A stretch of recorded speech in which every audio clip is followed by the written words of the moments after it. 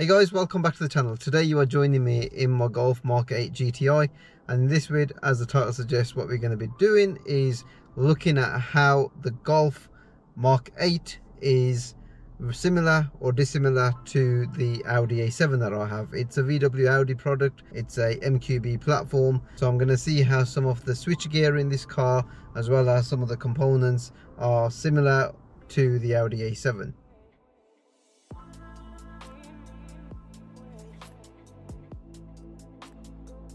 So from behind the wheel, I'd say that the touch gear is very similar to the Audi A7.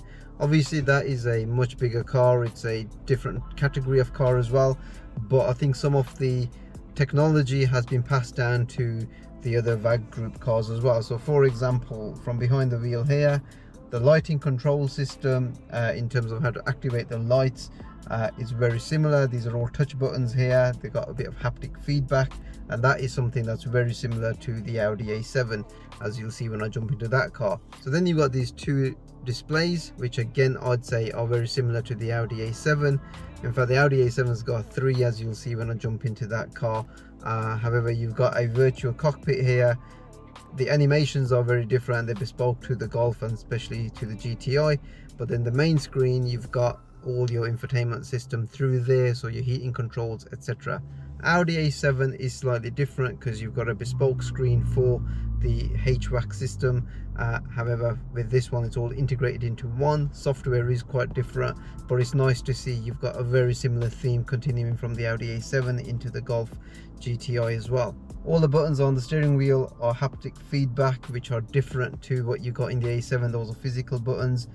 It's a preference. I don't have a problem using either of them. Physical buttons are buttons, so you kind of press them as you would, whereas with these they are haptic and they're a bit more touch sensitive. I've never had a problem using either of them, I'll be quite fair to say that, and it's one of those 5 minutes behind the wheel and you get absolutely used to them.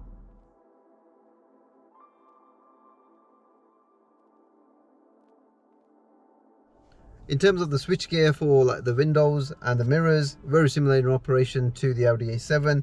Different style of buttons.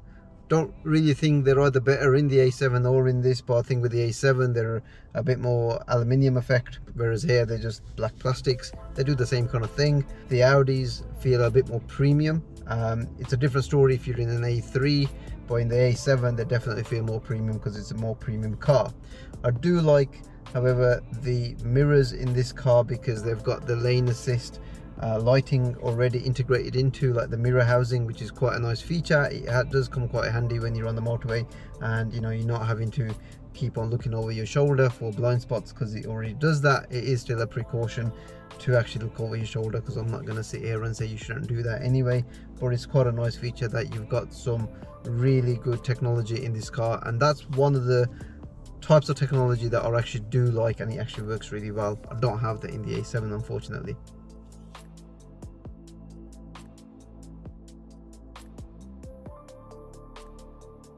So in terms of the center console, I think it's very similar in both cars, although the way it looks is quite different. So here, for example, in the Golf, you've got a auto hold button, you've got an electronic parking handbrake thing, you've also got an electronic gear selector rather than a conventional one where you've got to select the gear, and you've got a separate park button, and you've got a start stop button for the engine. In the Audi, as you can see, you've got the auto hold button, you've got an electronic parking brake, but you've got like a gear joystick. It's all electronic because again it's not like a conventional gear stick, but it all kind of works in the same kind of way, and the park button is integrated into the gear selector, which is quite a nice kind of feature because it's all together.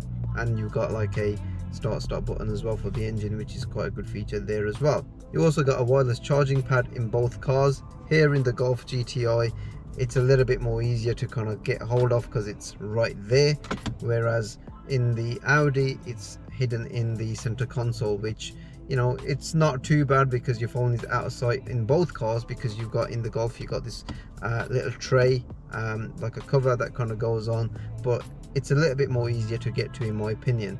You've got USB-C ports in the VW Golf in the Mk8, whereas you've got USB-B ports in the Audi A7. So one thing that I can't help notice, which are exactly the same in both cars, are the pedals. Now these are aluminium pedals in the Golf GTI, and they're exactly the same as they are in the Audi A7. They have got the exact same feeling when you are pressing on the accelerator or on the brake pedal, but one thing that is slightly different is in the Audi A7 you've got an aluminium footrest, whereas in the Golf GTI you've got just a standard black plastic one.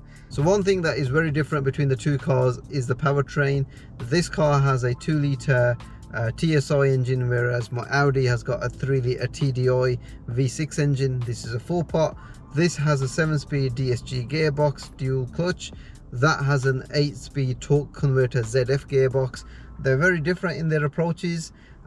This has got 245 horsepower at the factory. That has 286 with a ton more torque compared to this, 370 Newton meters, 620 in that. So the drive is very different. That car is set up a bit more of as a limo, whereas this is a little bit more of a hot hatch. But I do like the fact that whenever I'm kind of jumping between the two cars, they do feel very different in their approach. This steering wheel, I must say, is a much better steering wheel to hold than it is in the A7, and that's got a flat bottom steering wheel as well, as you can see. But there's just something about this, I think VW have just been able to, you know, nail it with the steering wheel. It's got the right contours, it's got the right amount of thickness, and the flat bottom on this as well. I quite like it when you're going around the corner and you're catching it. It's not as intrusive as it is on the A7, but I really do prefer this steering wheel. So I've just jumped into the A7 because I just thought I'll conclude the vid here. And boy, does this car feel massive compared to the Golf GTI. I mean, these seats even, they are supportive, but they are huge. You know, you get some real large people sitting in this car compared to, like, say, the GTI. And overall, like, the build quality in here, the door tops, every single material in this car just feels way more high class compared to the Mk8 Golf or the GTI even. The steering wheel definitely feels larger compared to the GTI. Has got some really nice contours. It is a flat bottom steering wheel, but I do prefer the one in the GTI for that type of driving. Perfectly fine for the A7. Everything that you touch, the fit and finish here, just feels a little bit more high class compared to the GTI.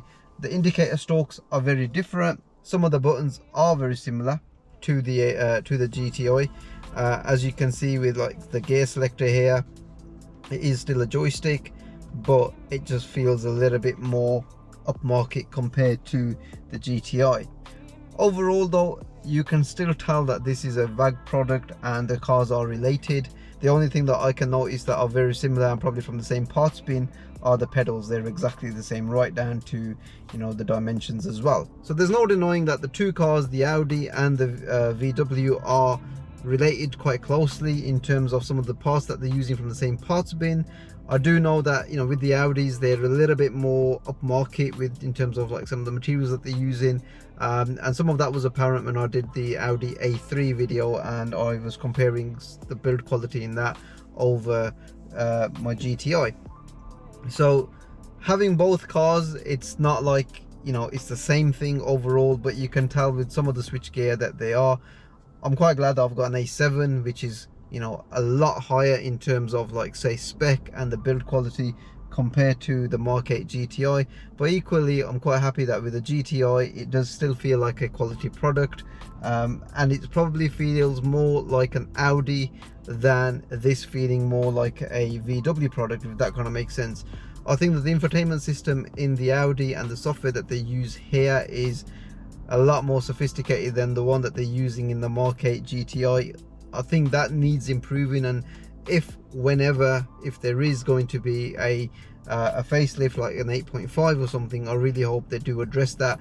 If you spend about 5 minutes in that system, it's absolutely fine, but the interface is a little bit clunky. Software updates can probably fix some of the clunkiness, but I think the overall usability in the Audi system is a lot better than it is in the Golf, and that's probably the same across, like, you know, VW's other products as well. I hope you have found this vid somewhat informative. If you have enjoyed it, give it a like, subscribe to the channel if you haven't done so already, and hopefully, guys, I'll see you on the next one. Take care, bye.